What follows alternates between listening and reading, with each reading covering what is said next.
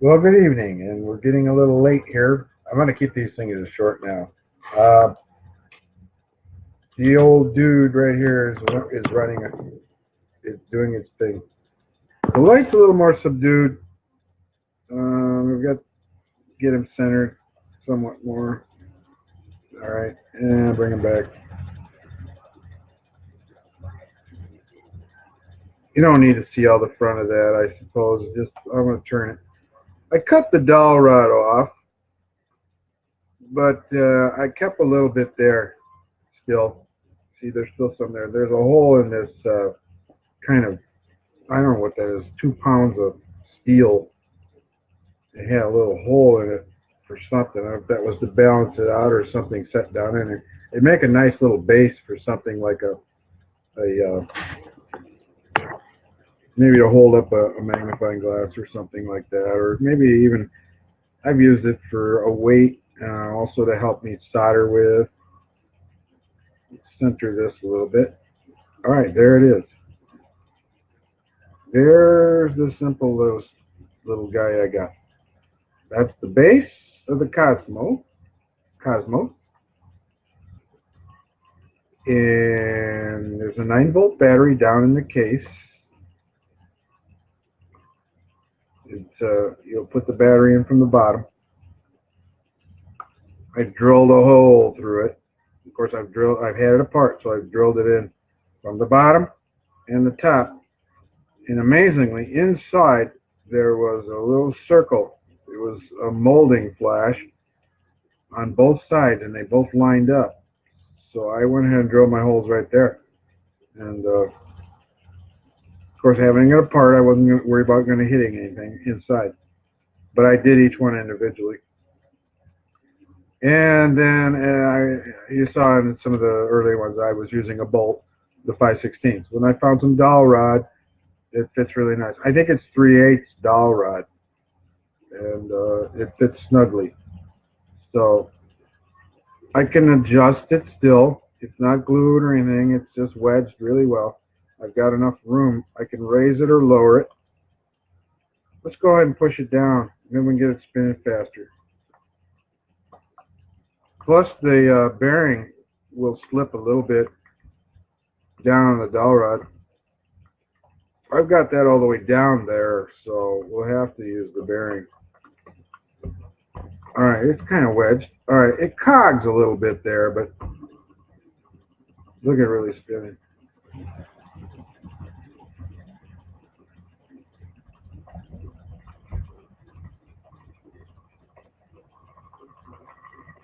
Now it's really the star of my show. You see, that was what I said in the previous video, but that was an inspirational thing. I've been looking at those books, that one book, not so much, not deeply into it. You know, a lot of my research is on YouTube and see what everybody else is doing.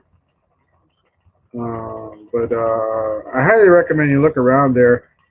You'll get some history stuff. And I really like that there was the Tesla story about where he and Thomas Edison kind of had their falling out. I mean, he was going to work for Edison originally, and then Edison didn't like other people doing things that he didn't agree with. But I guess he had J.P. Morgan backing him, the financier, a banker, of course. Financier is a little different, but he was an investor, and we wouldn't have a lot of things we have today if it weren't for these men who were inspired to invent things. Both became family classics. I would you remember the old TV show Family Classics. The Thomas Edison story where they got Mickey Rooney playing him, where he's just a young guy, and what happened to his ear? He got damaged. It got damaged from the conductor pulling on his ear because he didn't want to allow him on the train anymore because he set it on fire. And well, he had an accident with one of his experiments. He's experimenting. But then later on, when he saves the whole train, Well, it saves a whole nother train because the bridge was out, you know, and he was using Morse code on there. And then the other thing he did was creating an operating mirror. He took mirrors with the candle power. They didn't have electric lamps yet, and got more light so the doctor could operate on his mother, and that kind of thing. So you see a little more of the inspiration, you know. And you got to go back to the person's early life. Tesla, we don't get to see much of him in his childhood days, you know. We see him right after he immigrates to the United States and what he wants to do. And he did get to do quite a bit. But then we show kind of where he ends up, at least taken care of in New York for the rest of his days. But he goes down and he feeds the pigeons. And I don't know. It seems kind of sad what happened later on. That he lost all his financing. And I think some of the things that aren't in that movie are the things he claimed, you know, that other people put on him, that he wanted to be a patriot and help our country and helped invent weapons, but then they turned him into a villain in a way that he was a madman and was out to destroy the world. And, you know, it's not fair. No wonder it left him a recluse in a way. He didn't want to have anything to do with people after a while. So here we are.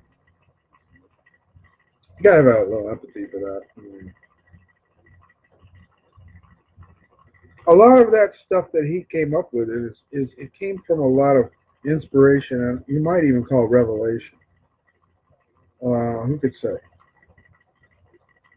Who could say? The interesting part about his story, though, when he was born on a stormy night during a lightning storm. And you know, if it weren't for him, there wouldn't have been electric lighting at the first. It wasn't the first. It wasn't at a World's Fair. I don't know. The one in France, was that the first one? I don't know. And then they had it in Chicago. They had one there, the World's Fairs.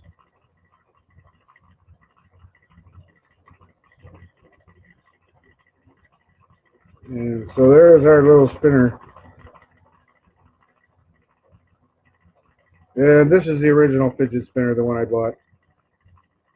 I had cracked it fiddling around with it, but it's got the let's stop it here. It's got the glued in, just hot glued in. I think it's two little 3/4 inch magnets. I think you buy a package. I think the package you get 8 in a package. So, and that was my first one. I kept trying to get it to figure out how to fasten it in there without gluing it to the outside. So I figured, all right, we'll just set it down, center the magnets really well, and then fill the gap with hot glue, and I did. And it's held up ever since. It's a fairly lightweight one, and I'm not worried about the crack now because the glue is help holding it all together. But that was the first one, and that is the fidget spinner.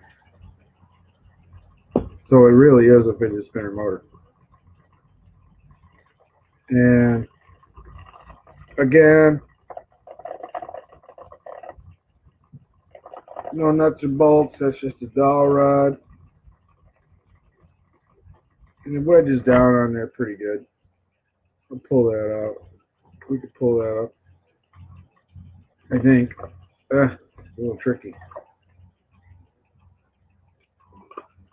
Just kind of wobble it back and forth. It'll come off. I pushed it down there pretty good. And it wedges really well. I think that's 3/8 inch dowel rod.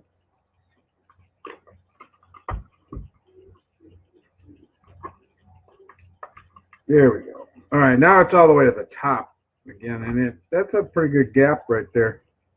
You see that gap? It'll spin. with minimal amount of cogging. So I was like, oh, watch this. I'll put my spinner on here. Well, obviously the giveaway was the magnet, so you couldn't do that. Let's put a real spinner on there and show you what happens. It's not going to happen, I don't think. Oh, I never tried it. Now I've got to have one. Oh, here we go. My good one. My best one. Well, okay, we'll use the old screwdriver trick. We pop off the handles. I'm going over my 10 minutes now. I didn't want to do that. I just leave that one on there. Put the thing down on there. There.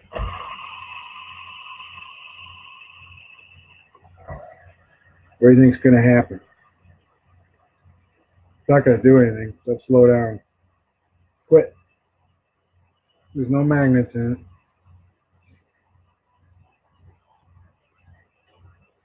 But it's a really good spinner.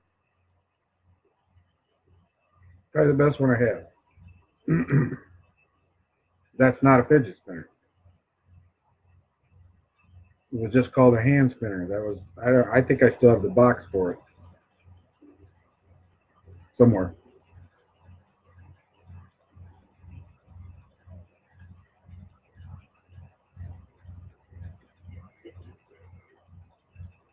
See how well that spins. And I got the cheap one. 75 cents at Walmart. They were half off clearance.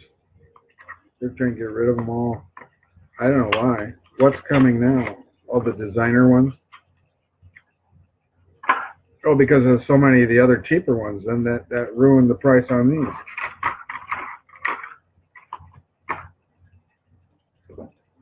All right, we'll do the same thing with this one. Just pry off the little handle. You don't have to get your fingernails down in there and try to pull it out. Just get a screwdriver. That one spun really well.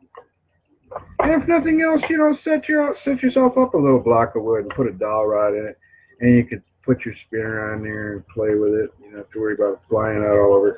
Fidget spinner. Dark. You can't even see it there almost.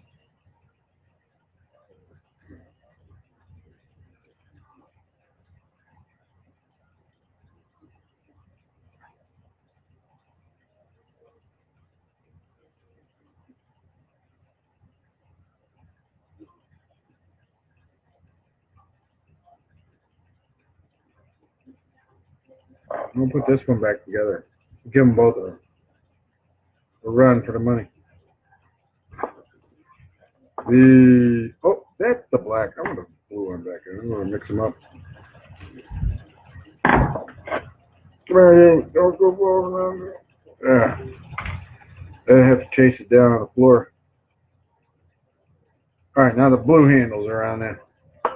That guy. Is it hardly fair? I don't know. It's going to be hard to get them spinning both at the same time, isn't it?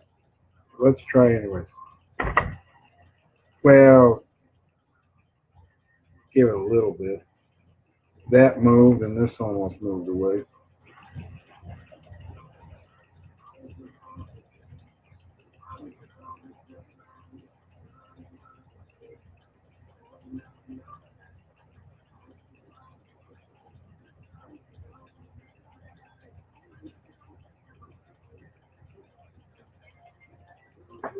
Well, now I've got quite a mess here on the desktop, which isn't really it's kind of a desktop workbench, but now workbench, a ham, Radio Shack, and there's 3 things in one, really. Experimental bench, ham, Radio Shack, and computer lab, or whatever you call it, program shop. Be sure to check out my previous video for the screen share. That's the first time I've tried that. It doesn't work really well if you go out of the screen you want to share, because then you get a picture and a picture and a picture and a picture. It's kind of weird. It's really neat though. Well, these guys are just about equal, but I think this one's better. It's going to be hard to be fair about it, isn't it? How can I do that? Put them on the same end of a pencil or something, and just boom, spin them both at the same time. I guess about the only way you can get away with it. Yeah, you can keep it simple as that. You put these on the end of a pencil.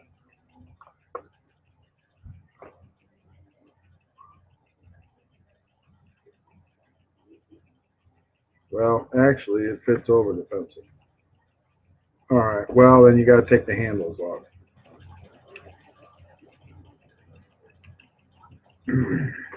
All right. One is a fidget spinner, and one is not. So off come the handles. Black and blue. All right. And it fits right over the end of a pencil. Nice. All right, there they are. We'll move this guy out of the way a little bit. In fact, I'll put his little motor back on, the one that will run. He's the star of our show. To the side there, little star. Whoa! Forgot that's not fastened down there. All right, here we go. Give them both fair spin. Not sure it's fair though.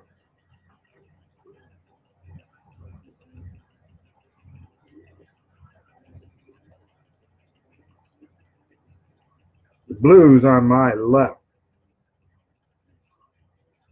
The black's on my right. But that's not the way you see it.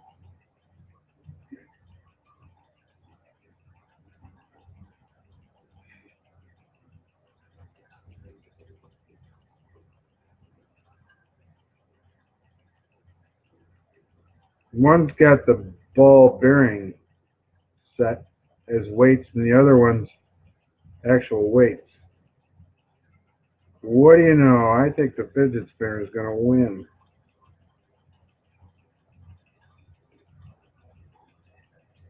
And I'm not sure if I even took that apart and cleaned the bearings. It's definitely newer. Yeah, it did win. Still spinning.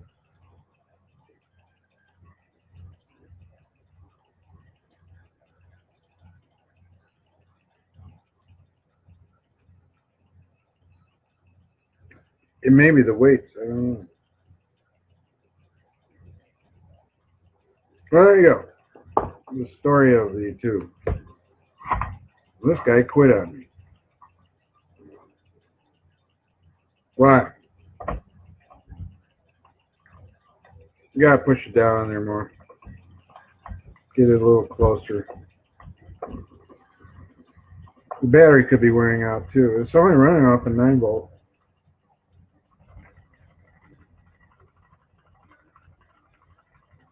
Picking up speed.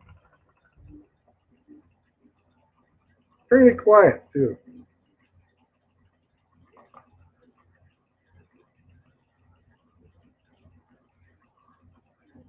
We actually had it running off the single lithium-ion battery.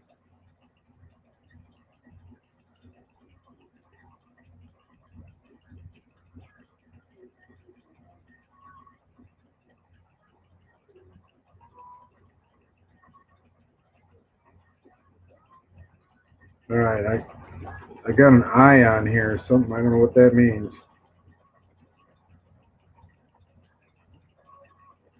It must have had a view. I don't know how that works. Up there by the clock, I get an eye and it says 1. I won. Okay, let's go play spades. I'm gonna go play spades. Thanks for joining. I hope we found it interesting. If not, well, then it was pretty boring. But we're cut off at 20 minutes. I'm cutting out of here in exactly 20 minutes. So here we go. 5, 4, 3, 2, 1. Good night. Bye-bye.